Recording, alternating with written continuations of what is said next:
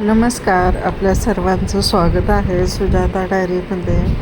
तर 4 दिवस माहेरी गेलेली होती आणि माहेरी गेल्यानंतर वडिलांची धडपड होते.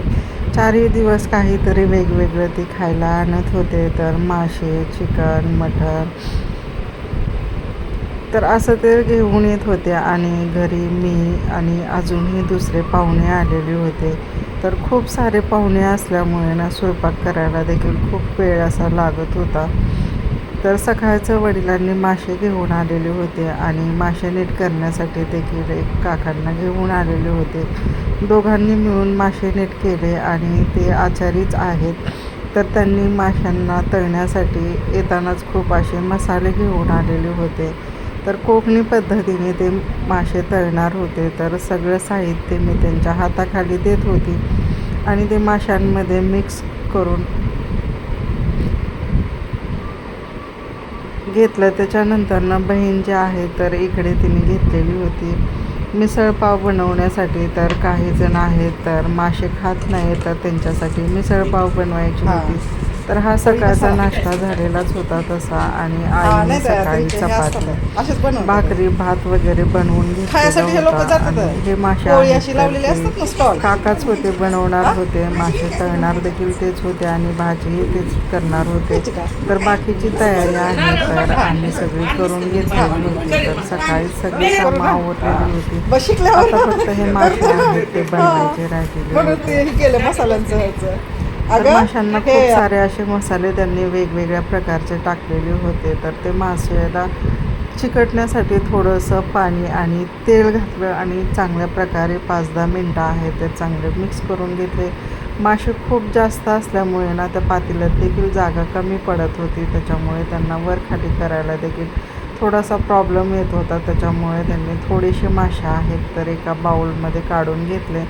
तर हा माशांचा फक्त मधला भाग आहे आणि शेपटी आणि मुंडकं त्याचं जे आहे ते रस्सा भाजी बनवायची होती. तर इकडे आहेत तर मासे मी बाउलमध्ये काढून घेतलेले आहेत आणि भाजीसाठी देखील मसाल्याची तयारी करून घेतलेली आहे.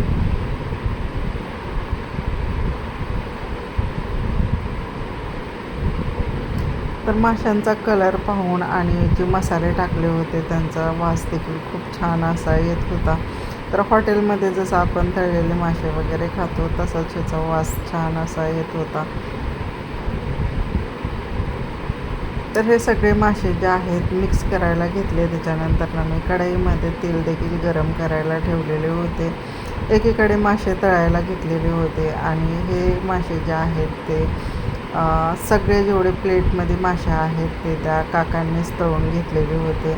आणि थोडेसे जे 2-4 असे मासे राहिलेले होते शेवटचे ते मी तळायला बसलेली होती. कारण खूप वेळचं झालं ते तळत होते. त्याच्यामुळे म्हटलं की आता शेवटचं आहे तर मीच तळते. आणि मासे तळल्यानंतर एकदम माशांचा कलर देखील एकदम हॉटेलसारखा असा छान दिसत होता. मुलींनी पाहिल्यानंतर थोडीशी कोथिंबीर बारीक कट करून घेतली आणि त्या माशांवर आहे ती टाकली तर छान अशी डिश तयार झालेली होती. तर खूप सारी लोकं असल्यामुळं घरात देखील खूप असा पसारा झालेला होता. इकडं प्लेट एकदम छान सजवलेली होती. तर जेवण वगैरे झालं. त्याच्यानंतर मुलींची खूप इच्छा होती, त्यांना नदीच्या काठी फिरायला जायचं होतं. तसंच बोटमध्ये देखील बसायचं होतं. तर त्यांना घेऊन त्यांची मावशी, काका, त्यांचे पप्पा आणि भाऊ असे सगळे मिळून नदीच्या काठी गेलेले होते. त्यांना बोटमध्ये बसवलं. त्याच्यानंतर त्या थोड्याशा अशा एन्जॉय करत होते. तर मी आहे ती गेलेली नव्हती, मी घरीच थांबलेली होती. आणि त्यांनी आल्यानंतर जे काय शूट केलेले व्हिडिओ होते ते मला दाखवले होते आणि त्यांनी केलेला एन्जॉय पाहून देखील मला देखील खूप छान वाटलं. आम्ही देखील मैत्रिणी होतो. ते 6वी-7वीत असताना असं नदीच्या काठी आहेत ती पोहायला जात होतं. तसं माझ्या मैत्रिणींपैकी कोणालाच असं पोहायला येत नव्हतं. आम्ही नदीच्या काठी असंच बसून आंघोळी वगैरे करत होतो. उन्हाळा चालू झाला की आम्ही नदीला सगळेजण मिळून असंच जात होतो. घरी आल्यानंतर बहीण आणि मुलीची अशी मस्ती चालू होती. त्याच्यानंतर जेवणाची भांडी वगैरे जे काय मोकळी झालेली होती, घासलेली होती. इकडे बहिणीने आईकडे भांडी होती ती बहिणीकडे आणून दिलेली होती. तशा दोघीही वेगवेगळा स्वयंपाक बनवत असतात. तर इकडे ह्या दोघींची ना मस्ती चालू होती, एकमेकीला त्या अशाच काहीतरी बोलत होत्या. त्याच्यानंतर ना भावाने दुसऱ्या आम्हाला चहासाठी बोलवलेलं होतं. त्याच्या घरी गेल्यानंतर ना बाहेर त्याने असा झोपाळा बनवलेला होता. तर कॉटचे जे आहेत तर पाय तुटलेले होते आणि त्याचा जुगाड म्हणून त्याने तिथे छान असा झोपाळा बनवला होता. त्याच्यानंतर ना हे जे आहे तर घराच्या एकदम बाजूलाच पूर्ण शेती आहे आणि इथे पूर्ण ना माळरान होता. गुरं वगैरे चरत होती. जेव्हा मी वडिलांच्या असं ओढ्यावर घरी तिथं बसले तर माझ्या मैत्रिणींच्या ओढ्यावरचं सगळं काय दिसत होतं. आम्ही एकमेकीला आवाज द्यायचा म्हटलं तर एकमेकीच्या घरापासूनच आवाज देत होतो. तर हे जे माळरान होतं ते आता पूर्ण तिथं बागा बनलेल्या आहेत. सगळं हिरवळ असं बनलेलं आहे आणि त्याच्यानंतर मी चाललेले आहे मैत्रिणीच्या घरी. तर कोरोना काळामध्येच ना माझ्या मैत्रिणीचे वडील वारलेले होते आणि त्याच्या अगोदरपासून मी गेलेलीच नव्हती. मला ही गोष्ट माहिती पडली होती, त्याच्यामुळे मलाही त्यांना भेटायला जायचं होतं आणि त्यांच्या घरूनही मला 2-3 वेळा निरोप आला होता. त्याच्यामुळे मी आणि मुली आहेत तर आम्ही तिकडे नानींना भेटायला गेलेलो होतो. थोडे तिथं जाऊन बसलो. नानींची देखील तब्येत ठीक नव्हती. नानींसाठी थोड्याशा गप्पा वगैरे मारल्या आणि जुन्या आठवणी आहेत ती थोड्याशा ताज्या केल्या. इकडे नानींच्या घराच्या बाजूला पूर्ण फुलांची वगैरे झाडं आहेत. तर ज्यावेळी मी माझी मैत्रिणी आम्ही होतो तेव्हा आम्ही ना कोणाच्या इथं जरी वेगळ्या फुलांची झाडे दिसतील तर आपल्या घरी घेऊन येत होतो आणि प्रत्येकाच्या घरापाशी ना एकसारखेच सगळे फुलांचे झाडे वगैरे असायचे. एकदम सुंदर असं फुलं आहेत ते दारासमोर होते. तर इकडे आहेत नानींनी आहेत तर मुलींना चिक्कू तोडायला लावलेले होते. खूप सारे चिक्कू आहेत, ते भावाने देखील दिलेले होते. त्याच्यामुळे मी त्यांना चिक्कू द्यायला नको म्हटलेलं होतं आणि इकडे मुली आहेत ते छान फुलांचे वगैरे असे फोटो काढून घेतात. त्याच्यानंतर मुलगी जी आहे ती गेली आंबे तोडण्यासाठी. तर आंब्याच्या झाडाला ना बारीक अशा छोट्याशा कैऱ्या होत्या आणि तिला खूप साऱ्या अशा कैऱ्या देखील आवडतात. तर इकडे बघा, इकडे लाजाळूचं झाड आहे आणि ती त्याला हात लावत होती. तर त्यांची अशी मस्ती चालू झालेली होती.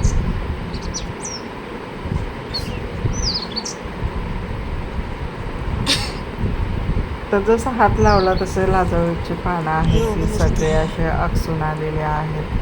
त्याच्यानंतर तिने डायरेक्ट आहे ते छोट्या कैऱ्या तोडल्या आणि कैऱ्या तोडून डायरेक्ट तिने खायला घेतलं.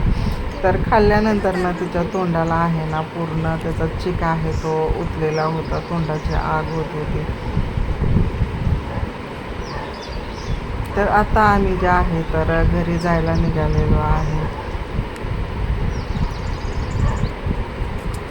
तर सगळ्या नानींची वगैरे अशी गाठ वगैरे घेतली. त्याच्यानंतर आता आम्ही घरी जाणार आहे आणि लगेच तिकडून जे आहे ती सासरी देखील जाणार आहोत.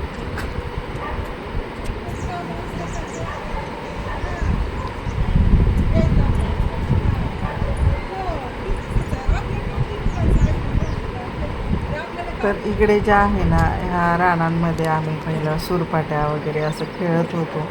तर सुट्टी असेल तर आजूबाजूला ज्या छोट्याशा वस्त्या आहेत तिथून देखील आमच्या मैत्रिणी इथेच खेळायला येत होतो आणि हा आमचा एक खेळायचा स्पॉट बनलेला होता. तर तुम्हाला माझा हा ब्लॉग कसा वाटला नक्की कमेंटमध्ये सांगा. Bye, thank you.